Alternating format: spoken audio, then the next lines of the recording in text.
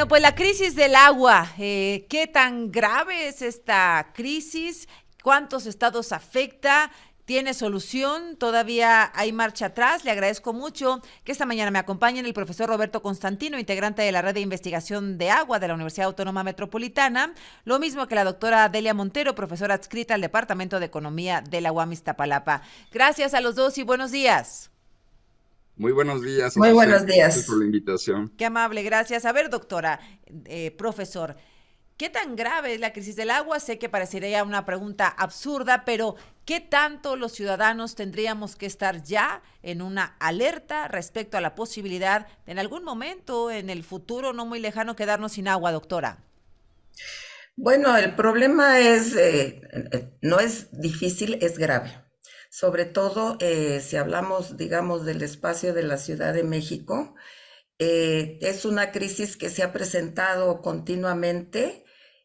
No le podemos echar la culpa al Cutzamala solamente, ¿no? O sea, como se ha difundido, sino que aquí también, digamos, habría que ver cuáles son las fuentes de abasto y la principal fuente de abasto en la Ciudad de México Ujú. son los pozos, que abastecen el 60% de la ciudad.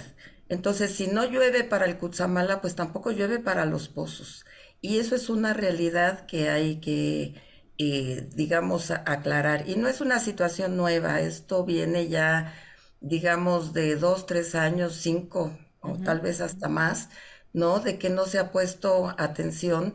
Y bueno, si tomamos en consideración las definiciones del monitor de la sequía, pues estamos en una situación de sequía extrema, ¿no? Que desafortunadamente no se quiere reconocer y tomar acciones. Así es. Eh, no hay difusión, Pues es que o sea, parece nos que enteramos del agua porque la gente sale a la calle a cerrar calles, ¿no? porque parece que no es rentable políticamente, no es una obra que se ve, pero es una obra de acciones que tendrían que tomarse porque es literalmente de vida o muerte. Nos enteramos que no hay agua en algunas colonias o en algunas zonas porque la gente desesperada sale a las calles. No es un problema privativo de la Ciudad de México, aunque usted diría, profesor, que es la zona más grave, ¿o no? Bueno, en este momento sí, por varias razones, Azucena. Ujú. Primero, por el significado cultural que tiene la Ciudad de México en el contexto del país. Ese es un hecho. En segundo lugar, porque efectivamente, y a diferencia de algunas otras regiones del país que tienen muy cerca el mar, como la posibilidad para lograr un abastecimiento de agua de emergencia mediante técnicas de desalinización, pues a nosotros las costas nos quedan muy lejos. Y peor todavía, porque estamos a una altitud de aproximadamente 2.200 metros sobre el nivel del mar y que para traernos el agua de lugares externos tendríamos que conducir varios millones de metros cúbicos de agua, ¿sí? Para vencer la pendiente que tiene la ciudad. Entonces, sí, en este momento para nosotros es una situación crítica.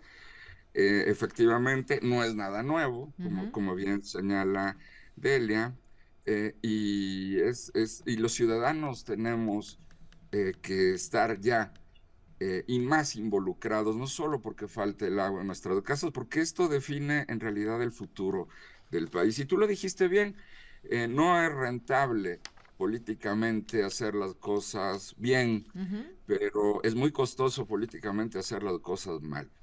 Oiga, profesor, doctora, la Ciudad de México, ¿en qué otros veía este mapa de la Conagua en donde habla pues que el 60% del país está en una especie de sequía extrema, sequía moderada? La Ciudad de México, ¿en qué otras partes de la República donde nos estén escuchando los ciudadanos tendrían que empezar a exigir ya a sus gobiernos que tomen medidas para garantizar el agua, doctora?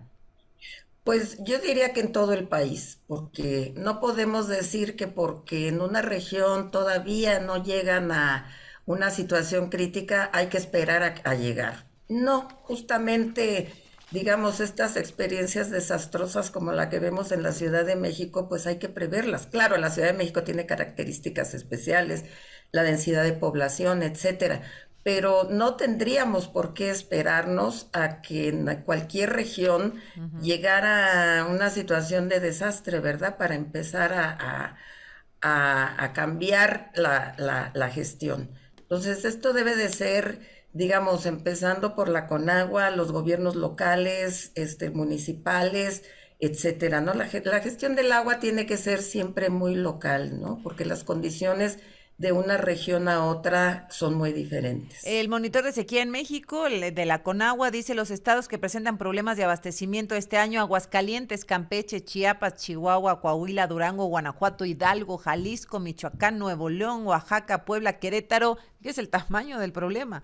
San Luis Potosí, Sonora, Tabasco, Tamaulipas, Veracruz, Yucatán y Zacatecas. ¿Cómo llegamos aquí, profesor? ¿Qué pasó? Malas administraciones, mal uso del agua, cambio climático. ¿Cómo llegamos a esta crisis? Mira, llegamos sobre la base de una muy desafortunada sucesión simultánea de eventos. En este caso, que no llueva efectivamente en todo el país, la mayor parte del agua que tenemos disponible proviene del ciclo meteorológico, pero responsabilizar a la caprichosa naturaleza de no Pues, comportarse de acuerdo a ah, nuestra agenda política, ajá. pues es muy complicado. La Ujú. segunda, porque a lo largo de los años se ha resuelto el problema de la gestión del agua de la misma manera, los últimos 400 años por lo menos. Sí se ha modernizado, pero siguen básicamente los mismos esquemas. ¿Falta agua? Ah, pues vamos a sacar más agua. No, no tenemos tanta agua, pues la vamos a traer de lejos. Y esto es en parte lo que hoy nos tiene contra la pared, Ujú. y nos tomó con los dedos en la puerta a todos los ciudadanos y a todas las actividades productivas del país, porque además ocurre en un momento de tensión política muy complicado. Entonces, en este sentido, llegamos por malas decisiones, porque pensamos que vivíamos, y todos crecimos así en México, pensando que vivíamos en un pedacito del paraíso donde la naturaleza era infinita, y hemos descubierto en la práctica que no. Hay algo que ha cambiado en esta ocasión en relación con procesos anteriores de sequía, que venimos documentando desde el siglo XIX, por lo menos.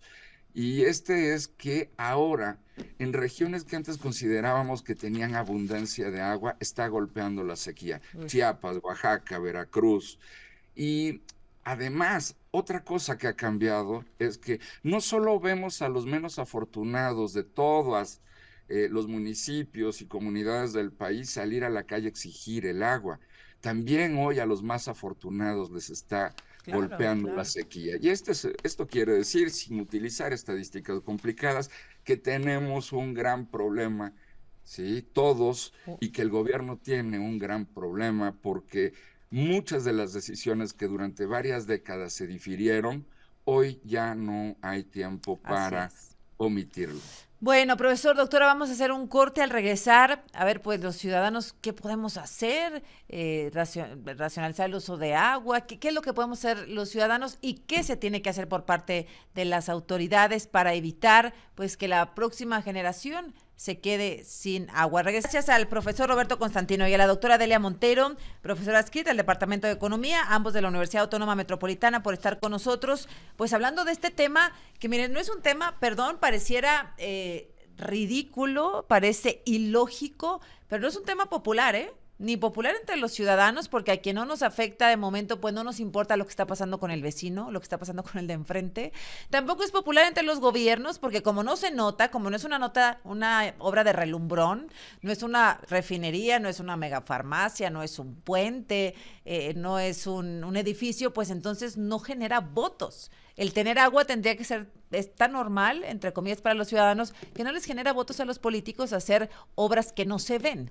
Y eso nos ha traído, esa indiferencia de ambas partes, de los ciudadanos y autoridades, pues nos ha traído a estar viviendo una crisis importante, como ya nos decían los expertos, respecto al abastecimiento de agua. Profesor, doctora, algo que podamos, que debamos hacer los ciudadanos, a quienes siempre pues nos toca que el tandeo, que nos corten el agua, que nos reduzcan el agua, etcétera, nos toca pagar esa parte. ¿Algo más que podamos hacer, doctora Delia?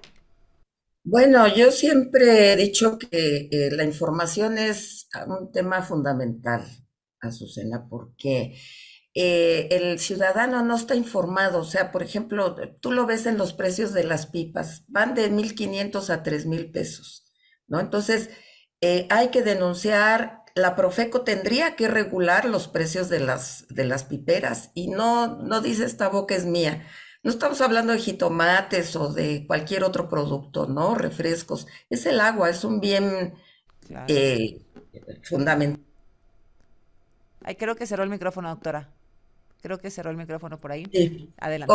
Como dices, nosotros lo resolvemos, pues sí lo resolvemos comprando pipas, Ujú. comprando agua de garrafón, comprando el agua donde se puede, pero hay que informarle a la ciudadanía, hay que exigirle a Profeco que regule los precios, ¿no? Hay que informar cuáles son los cuidados en el hogar, pero digamos desde una política pública, hay que hacer un reglamento de sequía en la Ciudad Claro. de ¿Cómo, México, cómo no se ve una ¿no? campaña de esas que se vieron en algún momento, profesor, súper intensa respecto al agua, cómo cuidar el agua? Y cada rato estaban en los medios de comunicación, en la tele, en la radio, ahora con las redes sociales. Bueno, pues se magnifica mucho más el mensaje, TikTok, Instagram, etcétera.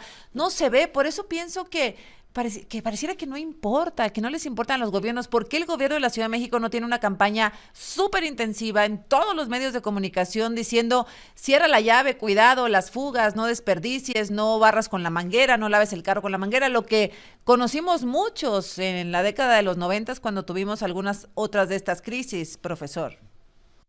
Sí, efectivamente, y lo indican ustedes bastante bien, falta difusión, falta conocimiento, el ejercicio de una ciudadanía, aunque a veces parece que ser mexicano o mexicana es una profesión más que una nacionalidad, exige estar al pendiente del mundo público permanentemente, sobre todo en un asunto como el del agua, que nos afecta a todos.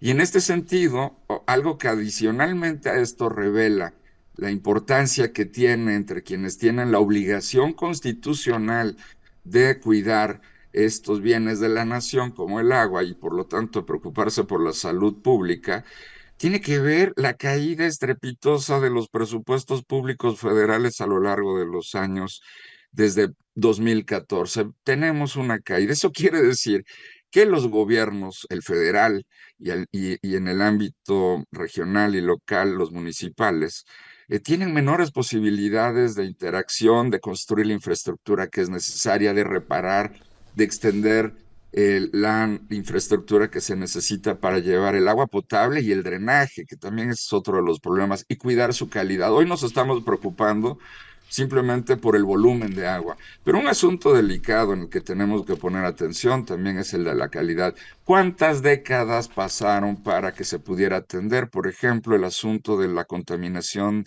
de las fuentes de abastecimiento de agua de Coahuila? Varias.